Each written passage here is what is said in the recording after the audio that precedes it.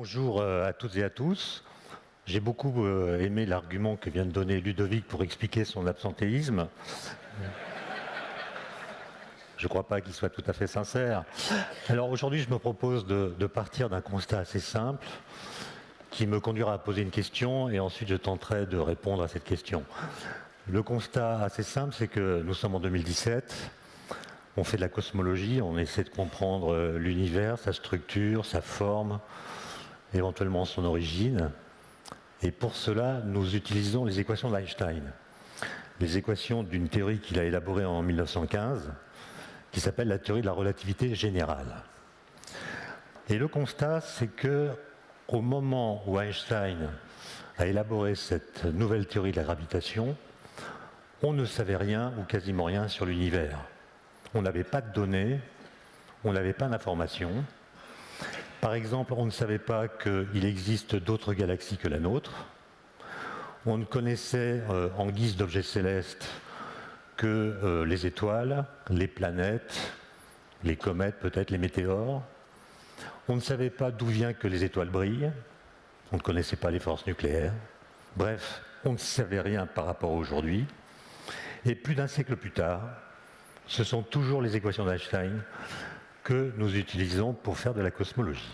Ce qui veut dire que ces équations ont résisté à toutes les données qui ont été recueillies par les satellites, les télescopes depuis un siècle. Et non seulement elles ont résisté à ces données, mais en plus, elles ont permis de prédire l'existence de nouvelles sortes d'objets physiques. Je pense aux trous noirs et je pense aux ondes gravitationnelles qui ont été détectées pour la première fois en 2016, un siècle après leur prédiction théorique par Albert Einstein. Et donc la question c'est, est-ce que les choses auraient pu se passer autrement? C'est-à-dire, si on avait aujourd'hui toutes les données dont nous disposons, sans avoir les équations d'Einstein, est-ce que nous pourrions, à partir de l'examen des données, retrouver les équations d'Einstein? C'est-à-dire, est-ce que ces données seraient suffisantes pour que nous puissions passer aux idées qu'Einstein a eues à propos de la gravitation? La réponse est certainement négative, même si on peut la discuter. Mais la question que je voudrais poser, c'est comment est-ce qu'Einstein a pu faire? Comment est-ce qu'il a pu élaborer une théorie aussi puissante sans données? Alors, quand on l'a interrogé sur cette question en 1954, un an avant sa mort, l'un de ses biographes lui a demandé, mais à votre avis, quelle est la raison pour laquelle vous avez été le premier à élaborer la théorie de la relativité? Là, il parlait de la relativité restreinte, pas la générale, mais je ne vais pas rentrer dans les détails. Et Einstein a répondu, sans doute de façon sincère, grâce à mon retard mental. Et il s'explique en disant, oui, en général, les questions relatives à l'espace et au temps sont des questions qu'on résout dans l'enfance, vers l'âge de 7 ou 8 ans. On comprend que l'espace, c'est le lieu de notre liberté. On peut aller et venir dans l'espace comme on veut, à sa guise. Et on comprend que les longueurs se mesurent avec des mètres ou des doubles décimètres. Quant au temps, c'est au contraire la marque de notre emprisonnement. Nous ne pouvons pas choisir notre position dans le temps. Et on comprend que les durées, elles, se mesurent non pas avec des mètres ou des doubles décimètres, mais avec des montres ou des horloges. Et une fois qu'on a compris cette différence entre l'espace et le temps, on n'y revient plus, l'affaire est réglée. Alors que Einstein, c'est ce qu'il dit en tout cas, moi je me suis posé ces questions d'enfant avec un cerveau d'adulte, à cause de mon retard mental. Et c'est ça qui m'a mené, dit-il, à la théorie de la relativité. Alors comment en fait, si on regarde l'histoire, a-t-il procédé?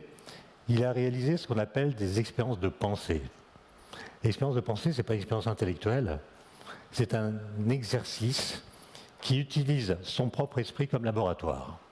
C'est-à-dire, on met à distance le monde empirique et on essaie d'imaginer des situations qu'on ne peut pas forcément réaliser, en tout cas pas maintenant, et on essaie de voir ce qu'une théorie physique qu'on considère comme vraie impliquerait si on pouvait réaliser cette situation.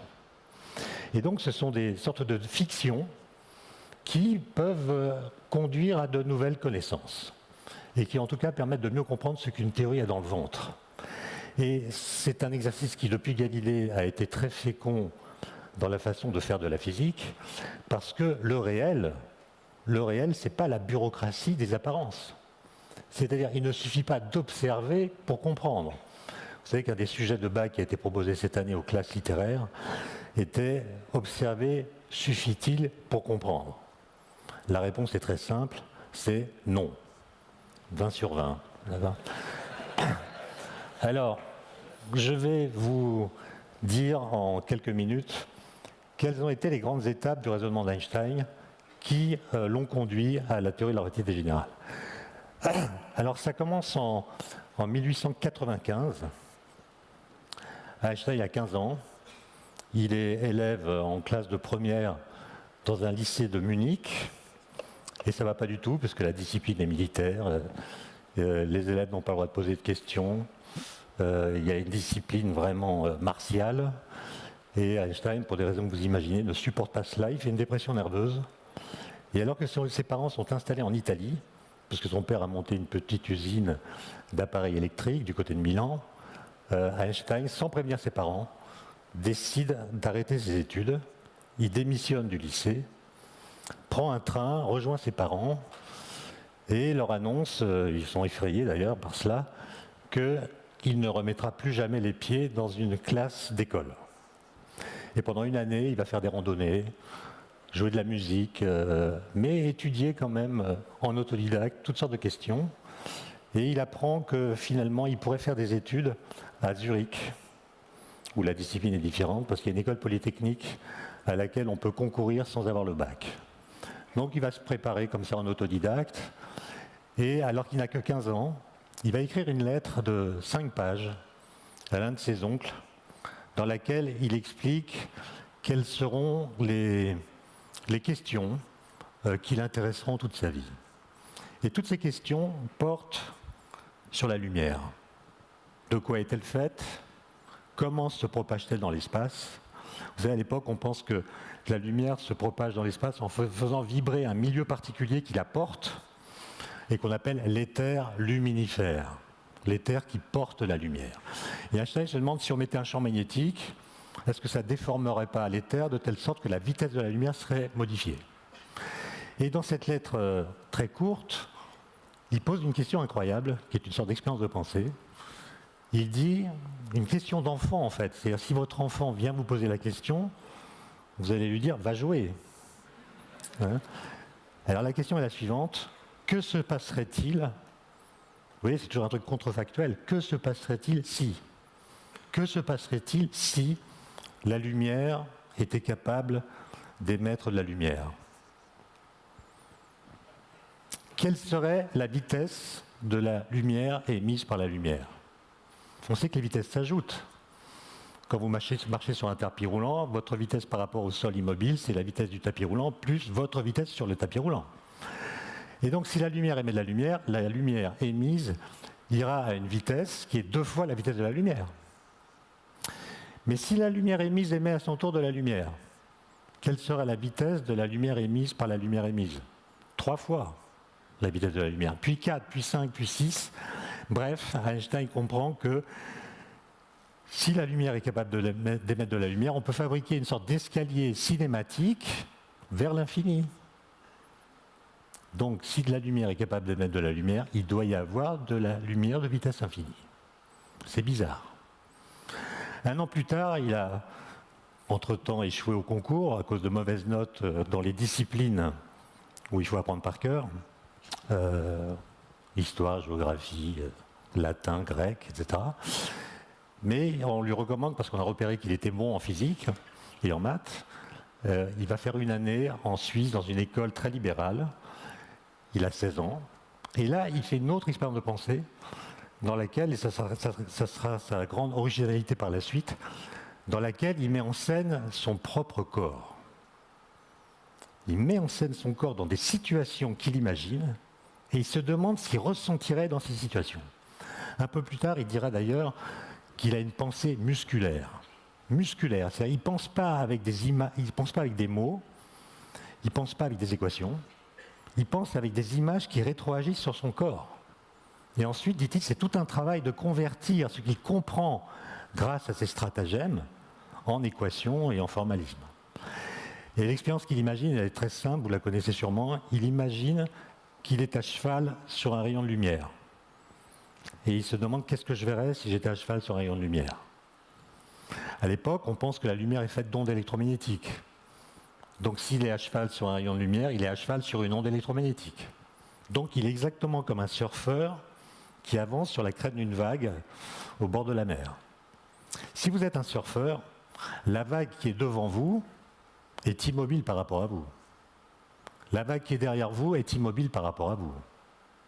Donc, si vous êtes dans cette situation, les vagues qui vous entourent forment un système d'ondes stationnaires, sont immobiles. Et donc, si je suis à cheval sur une onde électromagnétique, se dit Einstein, je verrai des ondes électromagnétiques stationnaires qui ne bougent pas par rapport à moi.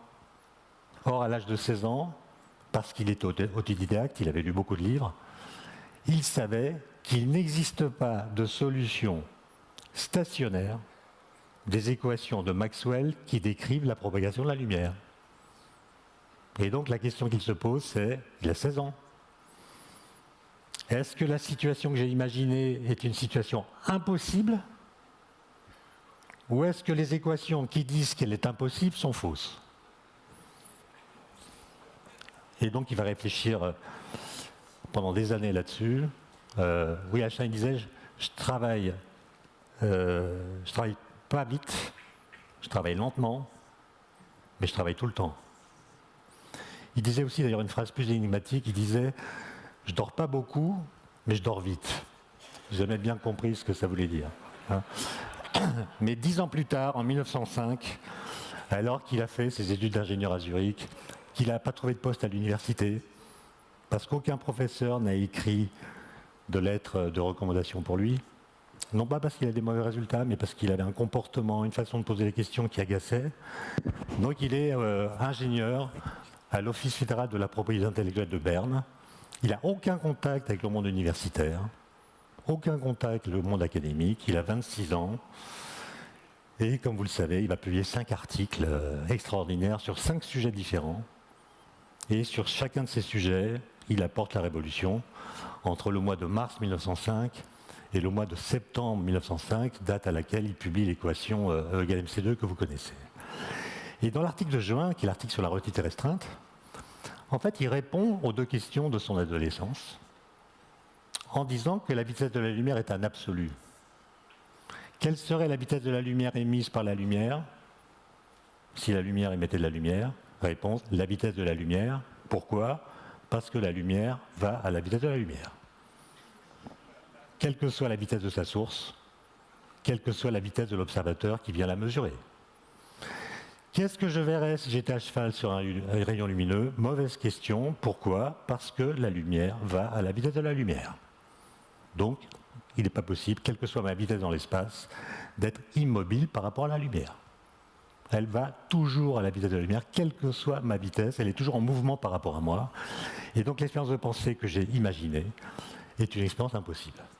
Et dans cet article, que je vous recommande de lire, parce que contrairement aux autres, il est assez facile, c'est vraiment des questions d'enfant auxquelles il répond avec un cerveau einsteinien, donc pas n'importe lequel, mais la façon de poser les questions est extraordinaire. Dans cet article qui est publié dans la plus grande revue allemande, il pose des questions incroyables. À la page 2, il dit « Qu'est-ce que je veux dire quand je dis qu'un train arrive à 7 heures à la gare ?»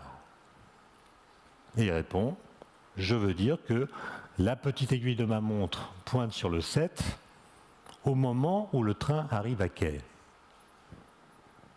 Merci, monsieur Einstein, grâce à vous. Et là, je parle. C'est Planck et des gens comme lui qui lisent les articles. Hein. Planck apprend qu'un jeune homme de 26 ans a compris ce que veut dire lire l'heure. Mais il continue. Il a de la suite dans les idées. Ce qui est mieux que d'avoir des idées dans la suite. Hein. Il pose la question, qu'est-ce de Lyon, je parle de celle qui est à Paris, si je suis à Marseille. Étant à Marseille, comment je sais qu'un train arrive à 7 heures à la gare de Lyon? Il me faut une information. Combien de temps ça prend? S'il est 7 heures à Marseille, est-ce qu'il est vraiment 7 heures à Paris? Et comment je fais pour le savoir? Donc déjà, la notion de simultanéité à distance devient problématique. Puis troisième question, qu'est-ce que je veux dire quand un train arrive à 7 heures à la gare si moi-même je suis en déplacement par rapport à la gare? Et là, tout le monde est mort. D'accord? Et c'est ce questionnement qui va le conduire à la théorie de la relativité restreinte, nouvelle théorie de l'espace et du temps, qui va publier donc en juin 1905, dans laquelle il n'y a pas la gravitation. Et en 1907, il va comprendre que la gravitation ne peut pas être décrite dans ce cadre. Pourquoi? Parce que d'après Newton, deux masses à distance s'attirent immédiatement. Dès qu'on les met en présence, il y a une force attractive qui les relie, comme si la gravitation se transmettait à une vitesse infinie. Or, la relativité de 1905 implique l'existence d'une vitesse limite. Et donc, il y a une sorte de contradiction, et il réfléchit à ça. Et en 1907, il est toujours à l'Office fédéral de la propriété intellectuelle, il n'a toujours pas de poste à l'université. Moi, j'ai fait une petite enquête sur Einstein, j'ai compris ce que je ne savais pas, que la première fois qu'il a rencontré un physicien théoricien de sa vie, il avait 30 ans. C'était à Salzbourg, il avait été pour la première fois, en 1909, invité à donner une conférence de physique devant des physiciens d'à peu près tous les pays d'Europe. C'est la première fois. Bon. Mais en 1907, au mois de novembre, il est toujours à l'Office fédéral, et comme tous les jours, il s'assoit sur son tabouret après déjeuner, et il rêve. Il fait un rêve semi-éveillé, c'est-à-dire il laisse son esprit partir, mais il le maintient sous contrôle. Il ne s'endort pas complètement. Il voit où cette somnolence ou cette pseudo-somnolence le mène. Et puis, s'il y a quelque chose d'intéressant qui apparaît dans cet état bizarre, il est suffisamment conscient pour le saisir et en faire quelque chose. Et il écrit dans son autobiographie que ce jour-là, novembre 1907, il a eu, dit-il, l'idée la plus heureuse de sa vie. Et il continue, j'ai compris ce jour-là qu'une personne en chute libre ne sent pas son propre poids. Une personne en chute libre ne sent pas son propre poids. Cela me fit une grande impression, continue-t-il, et me mena 8 ans plus tard vers une nouvelle théorie de la gravitation. Alors après traduction, ça donne « ça me fit une grande impression », ça veut dire « ça m'a mis dans un état d'émotion extraordinaire qui m'a bouleversé ». Et ce bouleversement émotionnel, presque physique, a conduit à une révolution intellectuelle. Encore une fois, pensée musculaire. Alors qu'est-ce que ça veut dire? Une personne en chute libre ne ressent pas son propre poids. À cette époque-là, il y avait dans la presse beaucoup d'articles à propos d'un jeune homme qui était couvreur et qui s'était rendu célèbre par le fait qu'il était tombé d'un immeuble de 5 étages sans se blesser. Un peu comme dans les films, il était tombé sur une botte de foin et il s'en était sorti à peu près indemne. Et alors il y a une légende qui dit qu'Einstein est allé l'interroger pour lui demander, alors pendant la chute, est-ce que vous sentiez votre propre poids? Et le monsieur a dit, mais monsieur le professeur, j'étais mort de frousse. Et ce que veut dire Einstein, c'est, voilà, quand vous tombez, c'est un effet produit par une cause qui est votre poids. C'est votre poids qui déclenche votre chute. Donc votre chute est un effet provoqué par votre poids. Mais pendant que vous tombez, si vous prenez un objet massif, par exemple votre portefeuille, vous le lâchez, comme tous les corps tombent à la même vitesse, on le sait depuis Galilée, quelle que soit leur masse, ce portefeuille, il va tomber comme vous, exactement à la même vitesse et dans la même direction que vous, sauf si évidemment il est très loin, auquel cas il tombera vers le centre de la Terre sur une trajectoire qui ne sera pas parallèle à la vôtre. Mais s'il est tout proche, il va suivre votre trajectoire, et donc par rapport à vous, il sera en apesanteur. Et donc tout se passera pour vous comme si vous pensiez que la gravitation n'existe pas, alors que c'est elle qui vous fait tomber. Comment est-ce qu'un effet peut annuler sa cause? Et vous voyez que Einstein, là, il n'invente rien. Les équations de Newton, elles sont connues depuis très longtemps. Il s'est simplement mis en situation et a compris grâce à cela quelque chose qui est dans les équations de Newton de la gravitation, mais que personne n'avait vraiment ressenti. Et ça le conduit à publier un petit article sur ce qu'il appellera le principe d'équivalence. Équivalence entre la gravitation et l'accélération. Il montre que c'est deux choses équivalentes. Et donc, il faut tenir compte de cette équivalence pour formuler une théorie de la gravitation nouvelle. Et en fait, ce que dit le principe d'équivalence, évidemment, il y a plusieurs énoncés, je ne vais pas rentrer dans les subtilités, mais en gros, ça dit ceci. Imaginez que vous soyez dans une cabine d'ascenseur, par exemple, hermétiquement fermée, il n'y a pas de hublot, pas de fenêtre qui vous permettent de voir l'extérieur.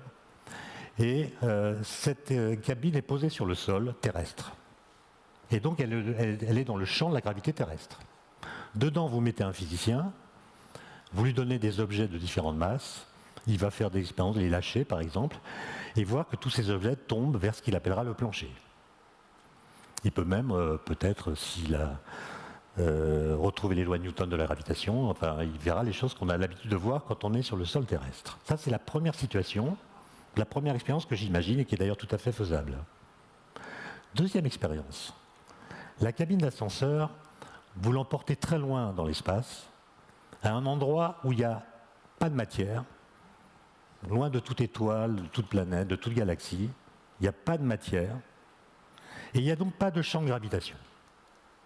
Vous êtes donc dans un lieu de l'espace où la gravité n'existe plus.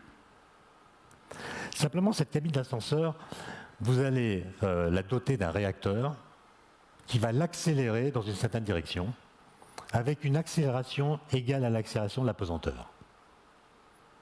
OK ? Et dedans, vous mettez un physicien auquel vous donnez des objets de différentes masses. Et ce que dit le principe d'équivalence, c'est que le physicien, dans la deuxième situation, cabine accélérée, verra les mêmes phénomènes physiques que celui qui est dans la cabine posée sur la Terre.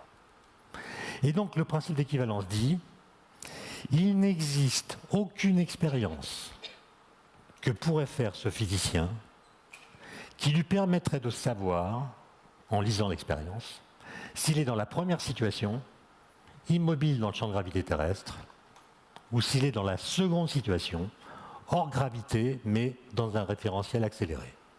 Les deux situations sont équivalentes, rien ne peut les distinguer. Et alors, en 1909, Einstein, enfin, a une proposition universitaire. Il est invité à devenir professeur de physique à l'université allemande de Prague. Et donc, il part pour Prague. Il va y rester 16 mois. C'est une période qui est assez peu décrite dans les biographies d'Einstein, comme si elle n'avait pas existé, alors qu'il a eu beaucoup d'idées très, très intéressantes là-bas. Il a publié 11 articles en 16 mois. Quelques articles sur la mécanique quantique et quelques articles sur la gravité, justement. Et il habitait dans un immeuble ultra moderne qui venait d'être construit, qui était électrifié, ce qui était assez rare. Il y avait même un ascenseur électrique. Et vous verrez que ce petit détail a eu des conséquences. Et son bureau donnait sur un grand parc. Et quand il est arrivé, il était assez surpris de voir que le matin, dans ce grand parc, se promenaient des gens, des hommes toujours, qui semblaient très agités. Et puis l'après-midi, c'était des femmes qui se promenaient dans ce même lieu et qui étaient elles aussi très agitées. Il s'est intéressé à ça, s'est demandé qui c'était, puis on l'a fini par lui expliquer que c'était un asile d'aliénés. Les femmes se promenaient l'après-midi, les hommes le matin, etc.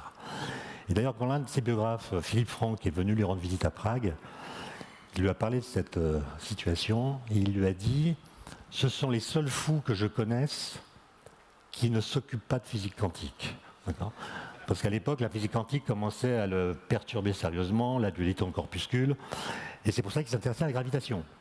C'était pour échapper au tourment de la physique quantique.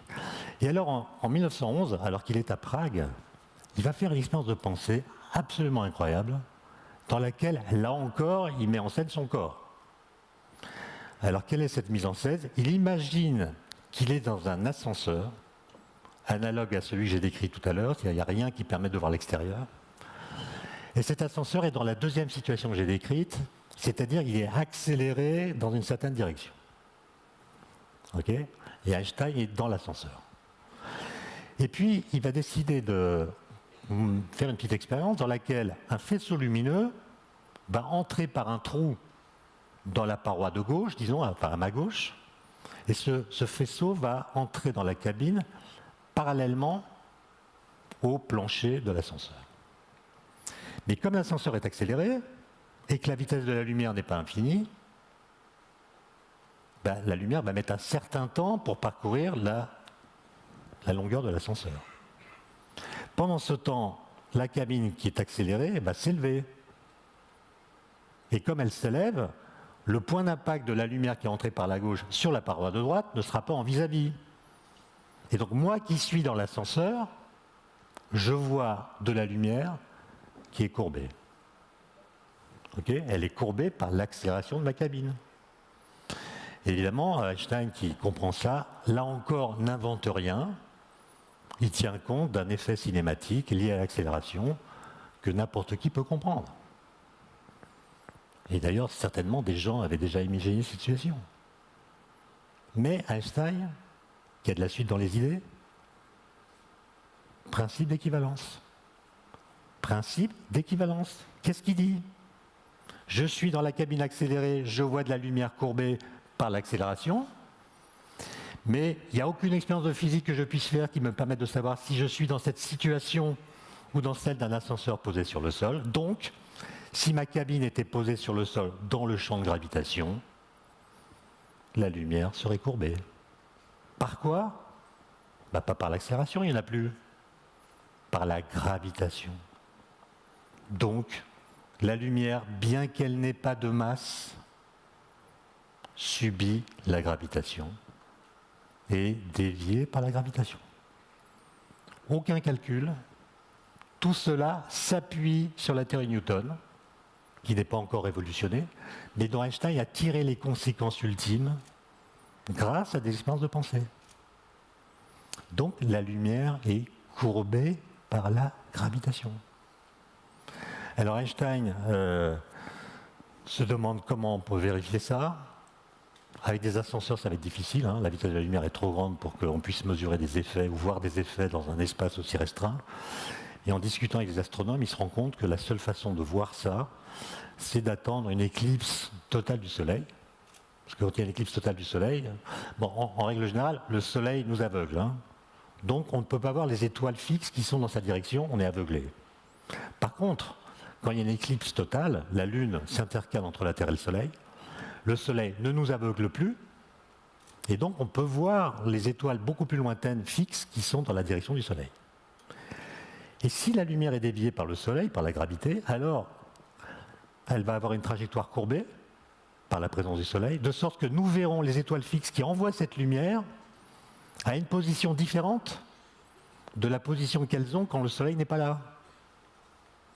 Et donc, Einstein se dit, si je compare la position des étoiles fixes selon que le Soleil est sur la trajectoire ou selon qu'il n'y est pas, je pourrais voir si la lumière émise par ces étoiles fixes est courbée ou non par le Soleil. Il y a un jeune astronome allemand qui s'appelle Freundlich, qui est à côté de Berlin, dans un laboratoire qui s'appelle Potsdam, qui entend parler de ça, qui monte une expédition parce qu'une éclipse totale du Soleil est prévue le 21 août 1914. Où est-ce qu'elle sera complètement visible ? En Crimée. Donc il monte une expédition en Crimée, mais le 21 août 1914, pour aller en Crimée, c'est pas un bon choix dans la date, comme dirait l'autre. Donc ils sont arrêtés par les soldats du tsar, mis en prison, le matériel est confisqué, la mesure n'est pas faite. Et heureusement, parce qu'à cette époque-là, les calculs d'Einstein donnant la prédiction de la déviation de la lumière par le Soleil étaient faux d'un facteur 2. Parce qu'Einstein n'avait pas les bonnes équations. Et donc si on avait fait la mesure, elle n'aurait pas confirmé la prédiction d'Einstein. Et en fait, c'est une longue histoire, mais en fait à Prague, Einstein comprend qu'il ne pourra pas s'en sortir pour faire cette nouvelle théorie de la gravitation avec un espace-temps classique qu'on appelle de Minkowski l'espace-temps de la relativité restreinte, non courbé. Il va falloir des nouvelles géométries, qu'on appelle des géométries non euclidiennes. Il les connaît mal, mais il sait qu'il a parmi ses amis un très bon camarade qui s'appelle Marcel Grossmann, qui était avec lui au Polytechnicum de Zurich. Einstein séchait les cours de maths et il avait des bons résultats aux examens grâce aux notes prises par Grossmann qu'il étudiait, ce qui lui permettait d'assurer. Bon. Et Grossmann connaît bien les géométries non euclidiennes et Einstein va démissionner de son poste de Prague pour rejoindre Grossmann à Zurich et commencer à travailler avec lui sur les bonnes équations dans un espace-temps courbé. Et ça l'amène à cette nouvelle théorie qu'il publie en 1915 dont j'ai parlé, la relativité générale, qui est une théorie qui dit en gros que la gravitation n'est pas une force. La gravitation n'est pas une force. Elle est une déformation de l'espace-temps. Elle est une courbure de l'espace-temps. Et ça, c'est un truc très fondamental parce que il y a une question qui turlupinait Einstein, et pas seulement lui d'ailleurs. Si vous connaissez tous la mécanique de Newton, la mécanique de Newton s'appuie sur 3 principes, dont l'un est le principe d'inertie. Un corps qui n'est soumis à aucune force a un mouvement rectiligne uniforme. Là, ça me rappelle le sujet de bac. Observer suffit-il pour comprendre? Est-ce que vous avez déjà vu un mouvement inertiel? Personne n'a jamais vu de mouvement inertiel. D'accord? Donc s'il suffisait d'observer les mouvements pour comprendre, la physique serait très différente, ça serait celle d'Aristote. Le mouvement inertiel est un mouvement que personne n'a jamais observé. Alors du temps de Newton, on pouvait se dire, mais si je vais très loin dans l'espace, il n'y a plus de gravité, donc les corps ne subissent pas la gravitation. Donc ils sont sans force, donc le mouvement inertiel est actuel quelque part. Mais Einstein, il sait qu'il y a de la masse partout, et donc il n'y a pas d'endroit où il n'y a pas de gravitation. Et donc il n'y a pas d'endroit où le principe inertiel soit actuel. Et il se dit, il y a 2 solutions. Soit j'accepte une physique qui est bâtie sur du sable, c'est-à-dire sur un principe que je ne peux jamais expérimenter, parce qu'il y a des frottements partout, ou bien il y a des forces qui s'exercent partout, ou bien je démontre que la gravitation n'est pas une force. Et c'est ça qu'il va démontrer. La gravitation n'est pas une force. Et donc les corps qui subissent la gravitation ne subissent pas de force, donc ils ont un mouvement inertiel. Donc ils vont en ligne droite. Alors pourquoi est-ce que nous, on ne les voit pas aller en ligne droite? La Terre autour du Soleil n'a pas une trajectoire rectiligne. Elle a une trajectoire elliptique. Pourquoi c'est courbé? Parce que dans un espace courbe, les lignes droites sont curvilignes. D'accord? Donc c'est la courbure de l'espace-temps qui fait que ces objets ont une trajectoire curviligne alors qu'ils ont un mouvement inertiel. C'est ça la révolution d'Einstein. Évidemment, les expériences de pensée que j'ai présentées ce matin sont assez simples à comprendre. Après, c'est tout un travail de les transformer en équations. Et les équations d'Einstein sont des équations infernales, non linéaires. C'est l'enfer, c'est du calcul tensoriel. Mais vous voyez que l'origine du questionnement est une façon d'interroger à la fois le réel et ce qu'on sait du réel, qui est tout à fait simple et tout à fait original. Et l'origine d'Einstein, c'est d'avoir enfilé les questions d'une façon très cohérente, sans jamais faire d'impasse. Je pose une question, je réponds. Ma réponse implique d'autres questions, j'y réponds. Et si je dois faire le ménage dans les concepts et les théories, je le fais. Et pour finir, je voudrais vous livrer une petite anecdote, enfin une anagramme, qui sera la morale de l'histoire. Je pense que vous savez ce que c'est qu'une anagramme. On prend un mot et on permute les lettres et on voit ce que ça donne. Ou même plusieurs mots, c'est encore plus fort.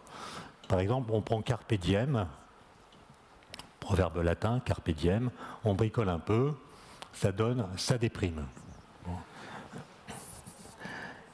Eh bien, si vous prenez la courbure de l'espace-temps, qui est l'ingrédient de base de la théorie d'Einstein, ça donne une anagramme intéressante, ça donne le superbe spectacle de l'amour. Je vous laisse réfléchir là-dessus.